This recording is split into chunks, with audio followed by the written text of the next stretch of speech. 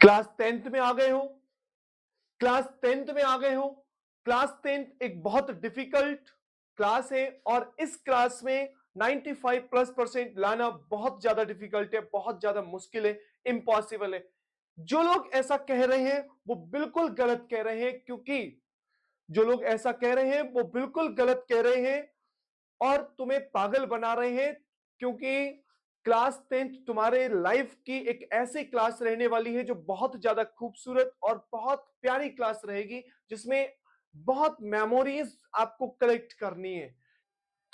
Class 10th में 95% plus number लाना, जैसे कि आप सभी को पता है कि हम 100 आउट ऑफ 100 की तरफ चल रहे हैं, तो 95% प्लस लाना या 100 नंबर लाना इन मैथ्स जैसे सब्जेक्ट में बहुत ही आसान है। तो कि बिल्कुल भी जरूरत नहीं है। आज मैं आपको आपकी कहानी से मिलाने जा रहा हूं, क्योंकि आज स्टार्ट कर जो बच्चे 10th क्लास में आए हैं उनके लिए बहुत ज्यादा इंपॉर्टेंट रहने वाली है ये वीडियो, क्योंकि उनको इस वीडियो के माध्यम से मैं खुद ये बताने वाला हूं कि उनको किन किन रिसोर्सेज, किन किन स्टडी मटेरियल्स, किस तरह के टाइम टेबल का उनको फॉलो करना चाहिए, जिससे उनको और जिससे उनको एक अचीवमेंट जो उनका ड्रीम है वो कवर कर सके। क्योंकि स्टार्टिंग से अगर कोई बच्चा लेके चलता है तो वो ज्यादा बेस्ट रहता है। और साथ ही साथ इस वीडियो के माध्यम से एक और पॉइंट भी क्लियर करना होगा कि हमें किन चीजों से बचना है अगर हमें 95+% मतलब 100 आउट ऑफ 100 अगर मैथ जैसे सब्जेक्ट में चाहिए तो। ठीक है, किन बुक्स का प्रयोग करना है ऐसा मैं कुछ भी नहीं बताने वाला हूं इसमें, क्योंकि मैं किसी भी बुक का कोई प्रमोशन नहीं करूंगा। लेकिन जो बात रहेगी, जो क्लियरिटी रहेगी, मेरे बच्चों के हित में रहने वाली, मेरे जो छोटे भाई बहन है उनके हित में रहने वाली जितनी भी बातें रहेंगी वो सभी बातें हम लोग करने वाले हैं। तो बात को स्टार्ट करने से पहले सभी से ये जरूर इच्छा जागृत हो रही है मेरी कहने की कि जो भी बच्चा ना इस बार अपने किसी भी क्लास में, चाहे वो 9th में हो, चाहे 10th में हो, चाहे 11th 10th 12th, उस क्लास में अगर 100 आउट ऑफ 100% मतलब 95+% अगर लाना चाहता है तो वो कमेंट में अपने कमेंट को कर सकता है। और देखना एक बात और ध्यान में रखना, आज अगर आप कमेंट करते हैं तो आपका एक टारगेट सेट होगा और इस टारगेट को जब आप रिजल्ट आएगा अगले वर्ष, तब आप दोबारा से इसी सेशन, इसी वीडियो के नीचे जब कमेंट करेंगे और कमेंट करा हुआ देखेंगे कि मैंने इस दिन कमेंट करी थी और आज मैं वो अचीव कर लिया, इसलिए मैं बोल रहा हूं कि सभी कमेंट करें। ठीक है, और सबसे पहले जो बच्चा नया है वो इस चैनल को सब्सक्राइब कर ले। ठीक है, तो मैं आज बताने वाला हूं कि दो बच्चों की कहानियों को, जो दोनों भाई भाई है। ठीक है, जस्ट इमेजिनेशन, क्योंकि टोटली इमेजिनेशन पे भी हमें थोड़ा सा रहना है, अपने माइंडसेट को क्लियर रख के चलना है। इमेजिनेशन करते हैं कि हमारे पास दो भाई हैं, दो भाई, एक का नाम है सोहन और एक का नाम है मोहन। ठीक है, दोनों की दोनों क्लास 10th में है। क्लास 10th में अगर दोनों हैं तो सोहन जो है वो कैसा बंदा है? सोहन एक ऐसा लड़का है जो रैंडम स्टडी करता है। देखो, क्या तुमको करना है क्या नहीं करना है वो तुम डिसाइड करना है, लेकिन मैं तो यही चाहूंगा कि आप सभी के सभी 100 आउट ऑफ 100 की तरफ वर्क करें, क्योंकि जब समय खराब कर ही रहे हैं, टाइम है हमारे पास, तो हम क्यों ना ढंग से ही पढ़ें। ठीक है, तो हमारे पास सोहन है। सोहन जो है वो रैंडम स्टडी करता है। रैंडम स्टडी का मतलब है कि आज 1 घंटा पढ़ लिया, कल 6 घंटे पढ़ लिए, परसों 5 घंटे पढ़ लिए और महीनों तक नहीं पढ़े, महीने बाद एक पढ़ रहे हैं, हफ्ते में एक दिन पढ़ रहे हैं, कुछ कुछ सेट नहीं है, उसको बोलते हैं रैंडम स्टडी। भाई हमारा मोहन है। मोहन जो है वो रेगुलर पढ़ रहा है, डेली पढ़ रहा है। कितने घंटे? 1 से 2 घंटे, मतलब 1 से 2 आवर डेली रूटीन से पढ़ रहा है। ज्यादा नहीं, लेकिन डेली पढ़ना, डिसिप्लिन के साथ डेली पढ़ रहा है। और अगर हम सोहन की बात कर ले तो सोहन जो है टू मैनी बुक्स, रिसोर्सेज जो उसके हैं, उसने क्या करा, उसके किसी भी, चाहे वो स्कूल में किसी ने बता दिया वो बुक्स ले आया, कोचिंग ट्यूटर ने बता दिया वो बुक्स ले आया, बड़े भाई बहनों ने बता दिया वो बुक्स ले आया, मतलब कलेक्ट मोर बुक्स। कलेक्ट उसने कर ली मोर बुक्स, बट पढ़ने पे ज्यादा फोकस नहीं करा। उसने क्या कर लिया, आपको ये चीज नहीं करनी है कि मोर बुक्स को कलेक्ट कर लिया किसने? सोहन ने। और वहीं मोहन है, मोहन ने क्या करा, लिमिटेड बुक्स ली। प्रत्येक पर सब्जेक्ट की कम से कम 2 बुक्स रखनी है आपको। ठीक है, पर सब्जेक्ट की 2 बुक्स मोहन के पास रही। और उसके बाद सोहन ने नो क्लियर प्लान्स, कोई प्लान क्लियर नहीं करा कि मुझे आज क्या मेहनत करनी है, कल क्या मेहनत करनी है, ऐसा कोई भी सेट नहीं करा। उसने क्या करा, नो क्लियर प्लान्स, मन करा तो पढ़ लिया, नहीं मन करा तो नहीं पढ़ा। ठीक है। बट मोहन का क्लियर प्लान रहते थे कि मुझे जैसे एक प्लानिंग होती है ना कि मुझे ये सिलेबस कंप्लीट इस डेट तक करना है और मुझे अब उसके बाद प्रैक्टिस सेट लगानी है, महीने में एक प्रैक्टिस सेट जरूर लगाना है। इस तरह के क्लियर प्लान्स मोहन ने करे। इन सभी चीजों को करने के बाद दोनों भाइयों का जब रिजल्ट आया तो रिजल्ट में ये प्राप्त हुआ, रिजल्ट में ये क्लियरिटी हुई कि सोहन के मार्क्स आए 65%, वहीं मोहन के मार्क्स आए 95% प्लस। आप सभी समझदार हैं, क्लास 10th तक आए हैं और मोस्ट इंपोर्टेंट चीज क्या है कि आप सीबीएसई जैसे बोर्ड से पढ़ रहे हैं। ठीक है, तो सीबीएसई जैसे बोर्ड से पढ़ रहे हैं तो कहीं ना कहीं आप इतना समझदारी तो आपके पास होगी कि हमें किस तरह से पढ़ना है। तो आपका आज पहला दिन है, जीरो डे बोलूंगा मैं आज को, क्योंकि कल से हमारा फर्स्ट डे स्टार्ट होगा। पहली वीडियो हमारे इसी चैनल पर कल से देखने को मिलेगी। तो जीरो डे है, जीरो डे में आपको टारगेट अपना सेट करना है। ठीक है, सोहन बनना है या मोहन बनना है ये आप पे डिपेंड करता है। ये दो कैरेक्टर हैं जिनको मैंने आपको बताने का प्रयास किया कि सोहन ने क्या क्या चीज करी और मोहन ने क्या क्या चीज करी। आपको कौन सा कैरेक्टर पसंद है, किस कैरेक्टर के साथ आपको वर्क करना है, वो आप डिसाइड करें। अगला जो रहेगा, अगला पॉइंट जो हम लोग करने वाले हैं, क्या चीज हमको करना है, ये तो स्टोरी हो गई। अब अगला पॉइंट है कि स्मार्ट स्टडी, कि स्मार्ट स्टडी क्या रहती है, स्मार्ट स्टडी क्या रहती है, उस पर बात करेंगे। तो बच्चों सेकंड पॉइंट जो है हम लोगों को याद में रखना है, क्योंकि हमारी जीरो पीरियड की क्लास है आज, मतलब जीरो क्लास है। और इस जीरो क्लास में हमें अपना जो सेकंड पॉइंट है वो क्या चीज क्लियर करना है कि हमें स्मार्ट स्टडी करना है। अब स्मार्ट स्टडी का मतलब क्या होता है? स्मार्ट स्टडी का मतलब ये नहीं है कि आप नॉर्मली पढ़ते चले जा रहे हैं, तो वो पढ़ना भी एक सेटलमेंट होता है कि आप किस तरह से पढ़ रहे हैं। स्मार्ट स्टडी कर रहे हैं कि हार्ड वर्किंग वाली स्टडी कर रहे हैं। मैक्सिमम बच्चे क्या होते हैं जो 6-6 घंटे 10-10 घंटे पढ़ते हैं और उनको लगता है कि अगर हम मैक्सिमम पढ़ेंगे तो मैक्सिमम मार्क्स आएंगे। तो उसी को मैं आज बात करूंगा कि मैक्सिमम पढ़ने से मैक्सिमम मार्क्स नहीं आते हैं। स्मार्ट स्टडी को अगर आप फॉलो करते हैं तो आपके मार्क्स बेटर बनेंगे। स्मार्ट स्टडी का मतलब है हैव अ स्टडी प्लान। सबसे पहले आपको क्या करना है, अपना स्टडी का प्लान बनाना है, क्योंकि आपका जो गोल है, जो क्लास 10th है, नेशनल लेवल का एग्जाम रहेगा इसमें, है ना।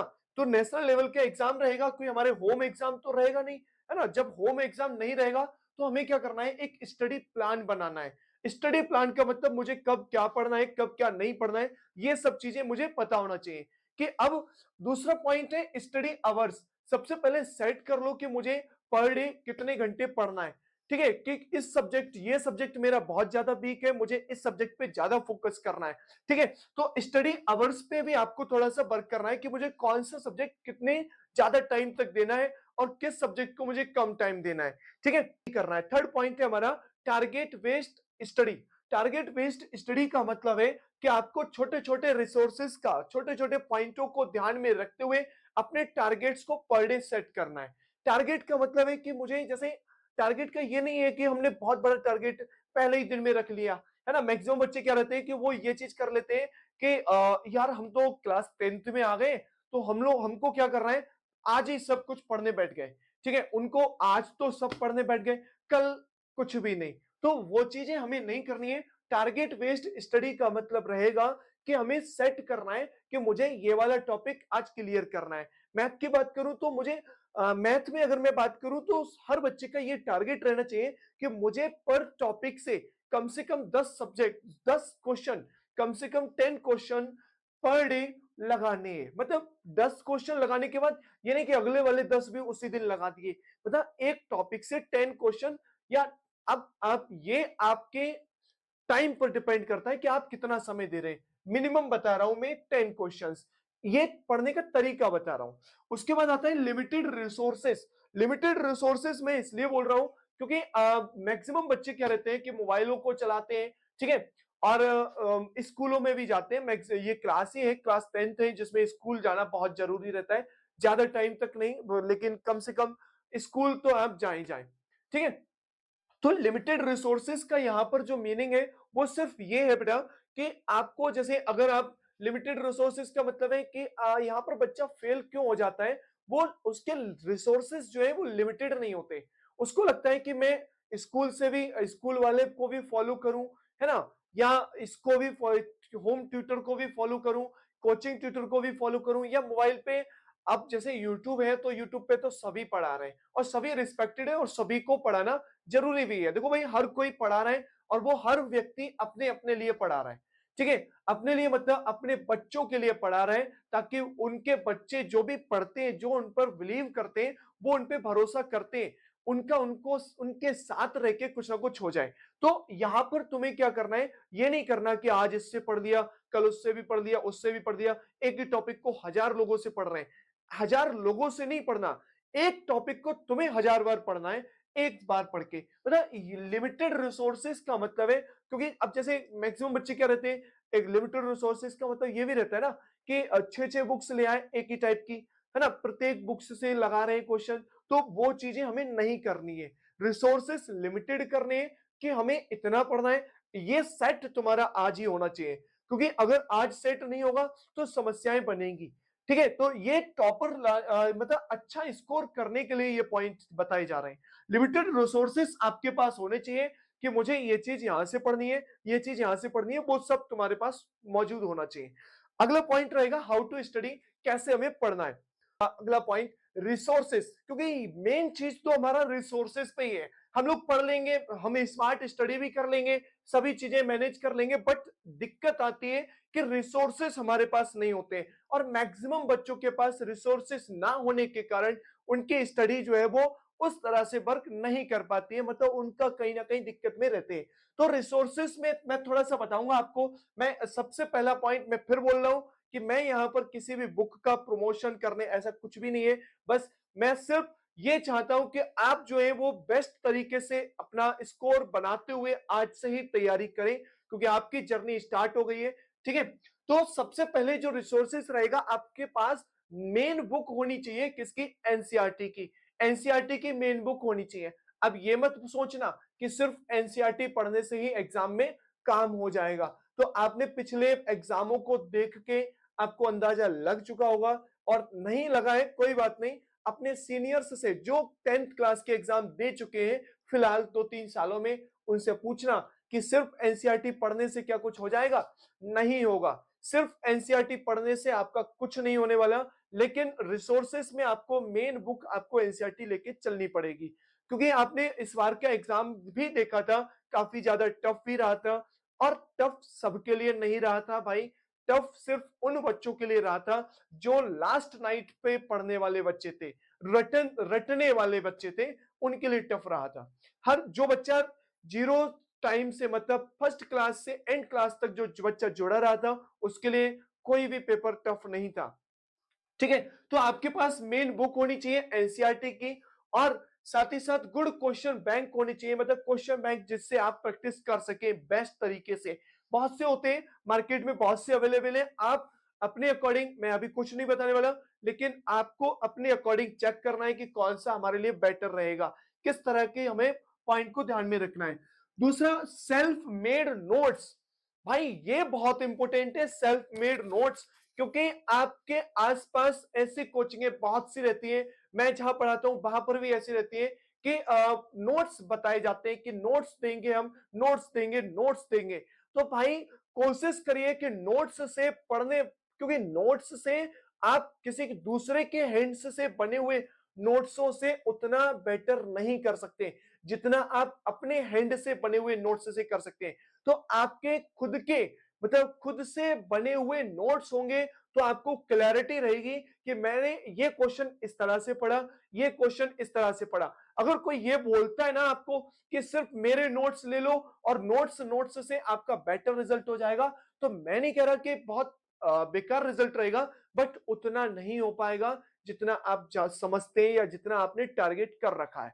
ठीक है, तो नोट्स जो रहे वो कोशिश करें कि सेल्फ मेड नोट्स ही रहे, क्योंकि ये हेल्प करेंगे आपको एग्जाम से 1-2 दिन पहले, क्योंकि उस समय पे आपको हमारी वीडियोस को कंप्लीटली देखने की कोई जरूरत नहीं होगी कि हम शुरू से पूरा लेक्चर देख रहे हैं, वो देखने की जरूरत नहीं होगी। आपके पास नोट्स बने होंगे, आपको कंप्लीट क्लास लेने की जरूरत नहीं होगी, क्योंकि नोट्स उठाएंगे, आप क्वेश्चन सॉल्व करना, समझना, सीखना शुरू कर देंगे। टाइम कम लगेगा जब आपके पास खुद के नोट्स होंगे। दूसरा, अगला पॉइंट है हमारा प्रीवियस ईयर के क्वेश्चंस। तो प्रीवियस ईयर के क्वेश्चनों का जैसे हमने भी बोला है कि मॉक टेस्ट का होना बहुत जरूरी है और मॉक टेस्ट में जितना भी रहेगा वो सभी के सभी प्रीवियस ईयर के क्वेश्चंस ही रहने वाले हैं। तो प्रीवियस ईयर के क्वेश्चंस पर प्रैक्टिस आपका रिसोर्सेस में बहुत जरूरी है।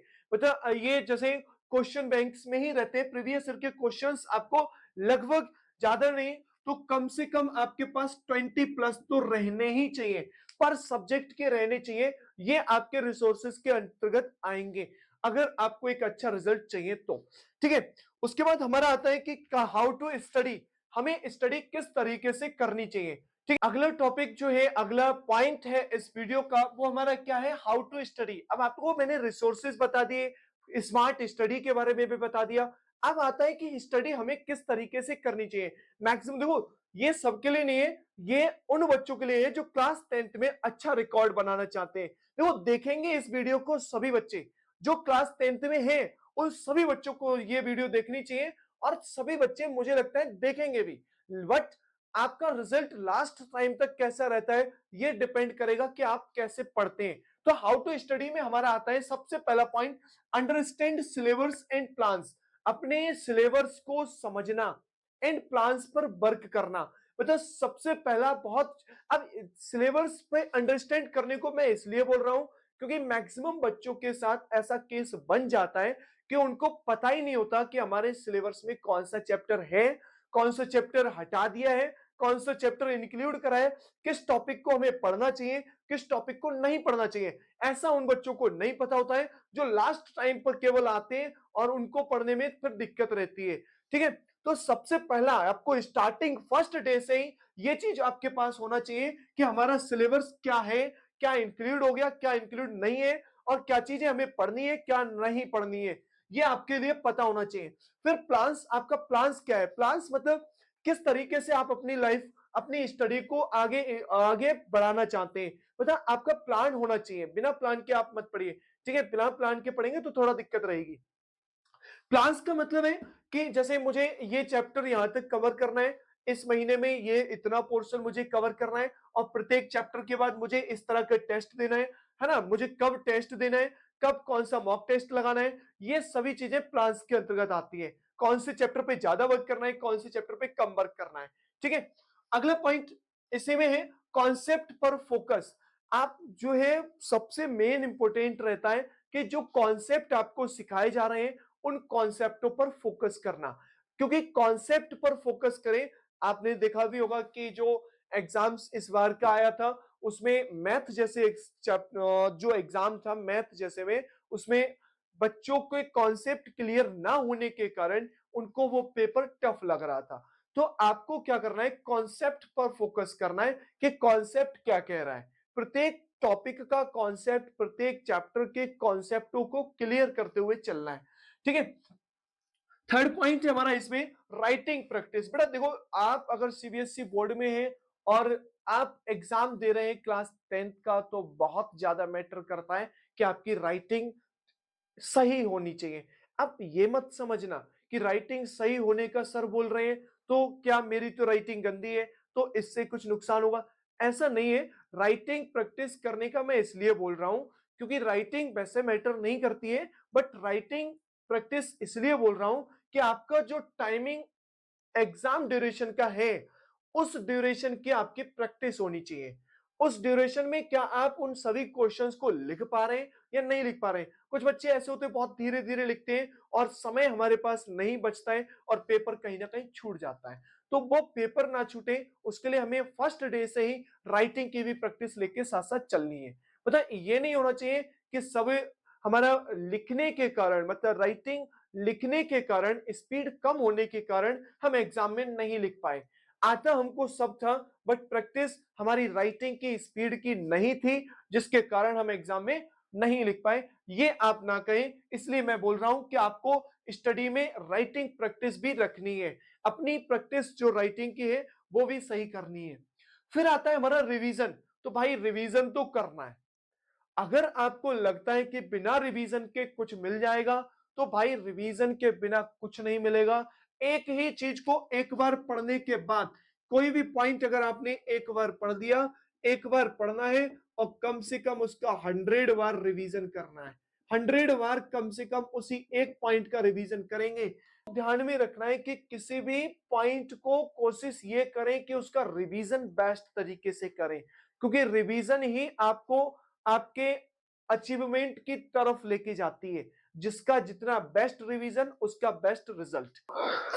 तो यहां तक थोड़ी बहुत आपको बात समझ में आई होंगी। अब मैं एक और लास्ट पॉइंट बता दे रहा हूं, क्योंकि बच्चों को एक डाउट रहता है कि सर 95% अगर हम ला रहे हैं तो क्या ये पॉसिबल है कि 95% आ ही जाए, या 100 आउट ऑफ 100 का हमने टारगेट बनाया है तो क्या ये पॉसिबल है कि आ ही जाए। तो भाई ये हमारा माइंडसेट डिसाइड करना है। हमें अपने माइंड से, देखो भाई सोचने पे कुछ जा थोड़ी रहा है ना, माइंडसेट सेट करने में क्या जा रहा है, हो सकता है हो जाए। उसी माइंडसेट पे हमको वर्क करना है पॉजिटिव तरीके से, अपने माइंडसेट को क्लियर रखना है यहां से, क्योंकि सारा खेल यहीं से होना है। ठीक है, ये जितना भी प्रोसेस है वो सब इसी माइंड से होना है। तो माइंडसेट अपना सेट करके चलना है। ये माइंडसेट आपको मजबूत बनाने के लिए करा जा रहा है, ताकि आपको कोई दिक्कत ना हो। और सबसे बड़ी चीज है कि आप इस क्लास से सीखेंगे क्या, सेट क्लियर करके चलना है कि 100 आउट ऑफ 100 मुझे चाहिए। अगला पॉइंट, अब हमारा ये तो हो गया स्टडी तक का पॉइंट। अब हम बात करेंगे अवॉइड करने वाले पॉइंट कि किन मिस्टेक्स को हमें अवॉइड करना है, मतलब कौन सी मिस्टेक्सों को अवॉइड करना है ताकि हम अचीवमेंट के और नजदीक जाएं। क्योंकि कभी कभी ऐसा हो जाता है कि हम लोग मिस्टेक भी साथ साथ करते हैं और स्टडी भी साथ साथ करते हैं, जिसके कारण ना तो हमें कोई रिजल्ट मिलता है और ना ही कोई प्रोसेस हमारे लिए होती हुई दिखती है। तो कौन सी मिस्टेक्स हमें नहीं करनी है उन पे अब हम बात करने वाले हैं, ध्यान से देखना। तो अगला पॉइंट है हमारा मिस्टेक्स टू अवॉइड, कौन सी मिस्टेक्स हमें अवॉइड करनी है। देखो भाई, आप कोई सी मिस्टेक्स अवॉइड करें ना करें, लेकिन मैं ये वाली मिस्टेक्स अवॉइड नहीं करने दूंगा। ये मिस्टेक हमारी चाहे ऑफलाइन हो चाहे ऑनलाइन हो, दोनों तरफ चलने वाली है। अगर आप कोई भी मिस्टेक करेंगे तो ये आप पर बिल्कुल हावी रहेगा। बिल्कुल समझ लेना कि ये मिस्टेक तो भूलना नहीं है। अगर आप मिस्टेक करते हुए पाए गए तो मैं इसको अपने साथ लेके चलूंगा। ठीक है, तो अब मैं बात करूंगा कि कौन सी मिस्टेक्स हमें अवॉइड करनी चाहिए। अगर आप क्लास 10th में हैं तो आपको कौन सी मिस्टेक्स अवॉइड करनी चाहिए। पहली मिस्टेक है रट्टा लगाना। मैक्सिमम बच्चे क्या रहते हैं कि कॉन्सेप्ट क्लियर नहीं करते, ना पढ़ने पे ध्यान देते हैं ना समझने पे ध्यान देते हैं। उनको लगता है कि रट्टा लगाने से सब कुछ हो जाएगा। तो अब क्लास 9th तक की मैं बात कर लूं तो यहां तक मैंने भी खुद करा था रट्टा लगाने का प्रोसेस। भर भर के रट्टा लगाते थे, वहां तक सही रहता है। ठीक है, बट यहां पर अभी हमको अगर अच्छा अचीवमेंट चाहिए तो कोशिश बचना चाहिए किस चीज से, रट्टा लगाने से। देखो रट्टा लगाने से कुछ नहीं मिलेगा। अगर आपको कोई पॉइंट समझ में नहीं आ रहा तो बार बार पूछिए, अभी आपके पास समय है, क्योंकि अभी जर्नी स्टार्ट हुई है। ठीक है, दूसरा पॉइंट है हमारा, क्या मिस्टेक हमें अवॉइड करनी चाहिए। मल्टीपल टीचर्स फॉलो करना, भाई ये बहुत जरूरी है। आज के मैक्सिमम बच्चे इसी चीज को करते हैं। उनको लगता है कि स्कूल का टीचर से भी पढ़ लूं, मैंने पहले भी अभी बोल चुका हूं कि स्कूल का भी टीचर फॉलो कर लूं, यूट्यूब पे इस वाले टीचर से भी पढ़ लूं, इससे भी पढ़ लूं, इससे भी पढ़ लूं। मैं नहीं कह रहा सिर्फ मेरे से पढ़ो, लेकिन आपको जो चीजें सही लगे, जहां पर चीजें सही लगे, सिर्फ एक के पास रहो, एक से मैक्सिमम दो पे रहो। लेकिन ये नहीं करना है मल्टीपल टीचर्स फॉलो कर लिए, बोले इसको भी फॉलो कर लिया उसको भी फॉलो कर दिया, तो वहां सिर्फ आपका टाइम वेस्ट होगा और कुछ नहीं होगा। सेट करते हुए चलिए, क्योंकि आपको मिस्टेकों को अवॉइड करना है। ठीक है, थर्ड पॉइंट है आपका सेल्फ स्टडी नहीं करना, बहुत इंपॉर्टेंट चीज है। बच्चों को लगता है कि अगर वो केवल स्कूलिंग एजुकेशन कर लेते हैं या किसी कोचिंग में पढ़ लेते हैं या यूट्यूब पे पढ़ लेते हैं तो उनका रिजल्ट बेटर हो जाएगा। मैं 100% बता रहा हूं, सिर्फ ऐसा करने से आपको कुछ नहीं मिलेगा। मोस्ट इंपोर्टेंट इनके अलावा भी रहता है कि आपको सेल्फ स्टडी भी करना है। ठीक है, वो एजुकेशन आप करके आ गए, अब उसको आपको अपनी लैंग्वेज में सेल्फ स्टडी भी करना है। सेल्फ स्टडी को बिल्कुल भी नहीं छोड़ना है, अवॉइड करना है इसी चीज को कि आप सेल्फ स्टडी करने ना करने से बचें। ठीक है, लास्ट है हमारा कि एंड मोमेंट पढ़ना। आपने मैक्सिमम देखा भी होगा पिछली साल ये जो बच्चों ने एग्जाम दिया भी है, और मैक्सिमम बच्चे आप अपने आसपास देखते भी होंगे। मैं नहीं कह रहा कि एंड मोमेंट पे पढ़ने वाले बच्चे फेल हो जाते हैं, ऐसा नहीं है। एंड मोमेंट पे पढ़ने वाले बच्चे मैं मानता हूं कि वो पास हो गए, लेकिन उनको जो रिक्वायरमेंट है, मतलब जो जिससे उनको खुशी मिलनी चाहिए वो खुशी टाइप का प्रोसेस नहीं हो पाता है। एंड मोमेंट पे पढ़ना, एंड मोमेंट पे पढ़ने का मतलब है एक रात पहले पढ़ना, एक रात पहले पढ़ना। अब भाई आप खुद बताओ, अगर आप एक रात पहले पढ़ेंगे तो आपको कितना कवर कर लेंगे, है ना? इतना इतना सिलेबस है, अगर आप एक रात पहले पढ़ेंगे, केवल 6 घंटे की 7 घंटे की एक मैराथन क्लास ले लेंगे, तो मुझे नहीं लगता कि आपके माइंड में कुछ भी आएगा। ठीक है, क्योंकि बेस्ट रिजल्ट तक सिर्फ वही बच्चे पहुंचते हैं जो रेगुलर फर्स्ट डे से पढ़ते हैं। ठीक है, बोला जाता है कि कि 6 आवर केवल पढ़ लो सब कुछ मिल जाएगा। भाई ऐसा कुछ भी नहीं होता। इन चीजों से, इन भ्रमित चीजों से बच के रहें, क्योंकि ऐसा कुछ नहीं है कि सिर्फ 6 घंटे पढ़ लो या एक रात पहले पढ़ लो आपको बेटर रिजल्ट मिल जाएगा। क्योंकि जब आप पूरी साल नहीं पढ़े तो एक एक रात पहले पढ़ने से आपको कुछ नहीं मिलेगा। सिर्फ आप कुछ अच्छा रिजल्ट नहीं मिलेगा, बेटर बेकार भी रिजल्ट नहीं मिलेगा। तो हमें, क्योंकि हमारे हमको तुम्हें मजबूत बनाना है, अच्छा रिजल्ट मांग रहे हैं, आपको एक अच्छा रिजल्ट चाहिए। ठीक है, क्योंकि जब आप मेहनत कर ही रहे, टाइम वेस्ट कर ही रहे, तो आप कोशिश करें कि इस वाली चीज से बचें कि एक मोमेंट पढ़ना मतलब एंड मोमेंट पर पढ़ना। ठीक है, सॉरी, एंड मोमेंट पे पढ़ना मतलब लास्ट पे पढ़ने पर ना रहे, क्योंकि जब लोड ज्यादा हो जाता है तो हमें कुछ भी चीजें समझ में नहीं आती हैं। और जब आप बिल्कुल आखिरी में पढ़ेंगे तो तुम्हें समझ में ही नहीं आएगा कि कौन सा पॉइंट क्या बोल रहा है। बस सिर्फ सुनते रहोगे, देखते रहोगे और पता नहीं एग्जाम में क्या लिख के आओगे। ठीक है, तो एंड मोमेंट पे पढ़ने से बिल्कुल बचना है। ठीक है, अब आता है हमारा फाइनल टिप्स। ठीक है, फाइनल टिप्स पे और बात कर लेते हैं, उसके बाद फाइनल टिप्स देखना अगली। इतने टिप्सों के बाद, इतने पॉइंटों के बाद अब हम चलते हैं अपने फाइनल टिप्स की तरफ, जो बहुत ही ज्यादा एंजॉयमेंट की है। सबसे पहले फाइनल टिप्स हमारी क्या है, लाइफ स्किल्स। इस क्लास के अंदर आप क्लास 10th में लाइफ स्किल्स को सीखना बहुत जरूरी है। मतलब आप लाइफ स्किल्स का मतलब है आप उन चीजों को, आप उन चीजों को अपनी लाइफ में लेके आइए जो आप में इंप्रूवमेंट करें। एंड ठीक है, अगला, और एंजॉय करना है, भर भर के एंजॉय करना है, एंजॉय में बिल्कुल कमी नहीं होनी चाहिए। ठीक है, और अगला लास्ट है थर्ड पॉइंट, कि क्लास 10th में जो क्लास 10th के मैक्सिमम आपको पढ़ना भी है, बट प्रेशर नहीं लेना है, क्योंकि क्लास 10th के मार्क्स मैटर नहीं करते कि आप किस तरह से चल रहे हैं। बस ये 100 आउट ऑफ 100 का जो टारगेट आपको दिया जा रहा है, या आप जो टारगेट सेट कर रहे हैं, उसका मेन मकसद है आपको बड़े बड़े सपने देखना, देखने लायक बनाना। और क्योंकि यहां से आपका स्टार्ट होता है एक जर्नी बड़े बड़े सपने देखने का। ठीक है, इसका ये मतलब नहीं है कि 10th की मार्कशीट तुम्हें कहीं पे यूज करने को मिलेगी, ऐसा नहीं है। बस यहां से तुम्हें एक बड़े सपने देखने का मौका मिल रहा है। ठीक है, दैट्स इट। और मैं आप सभी के साथ क्लास 10th की इस जर्नी में आज जीरो क्लास से लेके एंड क्लास तक रहने वाला हूं। और आपको एक बात और बता दूं कि मैं बीच बीच में और लगातार, हमारी जैसे कि कल से वीडियो स्टार्ट हो जाएंगी, फर्स्ट वीडियो पढ़ना शुरू हो जाएगी, मैथ जैसे सब्जेक्ट की वीडियो मैं खुद लेके आ रहा हूं। और आपको बार बार इसी चैनल पर, आपको मैं बार बार देखने को मिलता रहूंगा। ठीक है, तो इस चैनल पर मैं टाइम टाइम पर दिखाई दूंगा इस चैनल पर।